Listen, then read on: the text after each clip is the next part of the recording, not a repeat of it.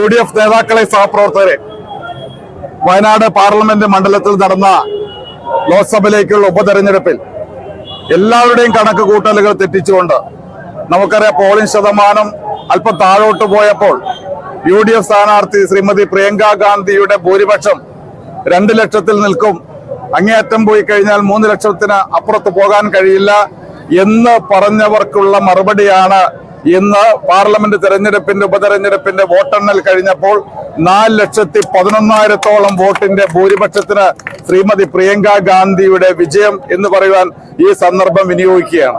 ഞാൻ കൂടുതലായിട്ടൊന്നും പറയുന്നത് 4 ലക്ഷത്തിലധികം വോട്ടിന് പ്രിയങ്ക ഗാന്ധി വിജയിക്കുമ്പോൾ ഞാൻ പറയട്ടെ, അതിൽ ഏറ്റവും വലിയ ഭൂരിപക്ഷം നൽകിയത് വയനാട് പാർലമെന്റ് മണ്ഡലത്തിൽ ഏറ്റവും കൂടുതൽ ഭൂരിപക്ഷം നൽകിയത് വണ്ടൂരിലെ വോട്ടർമാരാണ് എന്നുള്ളത് അഭിമാനത്തോടുകൂടി പറയുവാൻ ഈ സന്ദർഭം വിനിയോഗിക്കുകയാണ്. 73,000-ത്തിലധികം വോട്ടുകൾ വണ്ടൂർ നിയോജക മണ്ഡലത്തിൽ നിന്ന് നൽകി എന്നുള്ളത് ഏറ്റവും അഭിമാനകരമായ കാര്യമാണ്. വണ്ടൂർ നിയോജക മണ്ഡലത്തിലെ വോട്ടർമാരെ ഞാൻ പ്രത്യേകം അഭിനന്ദിക്കുകയാണ്. അതുപോലെ വണ്ടൂർ പഞ്ചായത്ത്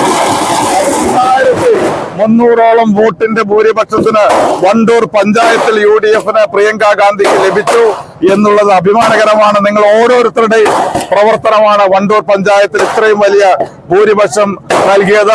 വണ്ടൂർ പഞ്ചായത്തിലെ UDFന്റെ മുഴുവൻ പ്രവർത്തകരെയും അഭിനന്ദിക്കുവാനും ഈ സന്ദർഭം വിനിയോഗിച്ചുകൊണ്ട് ഒരിക്കൽ കൂടി പ്രിയങ്ക ഗാന്ധിയെ വിജയിപ്പിക്കുന്നതിന് വേണ്ടി വോട്ട് ചെയ്ത എല്ലാവരെയും പ്രത്യേകം അഭിനന്ദിക്കുന്നു. എല്ലാവരോടും നന്ദി പറയുന്നു.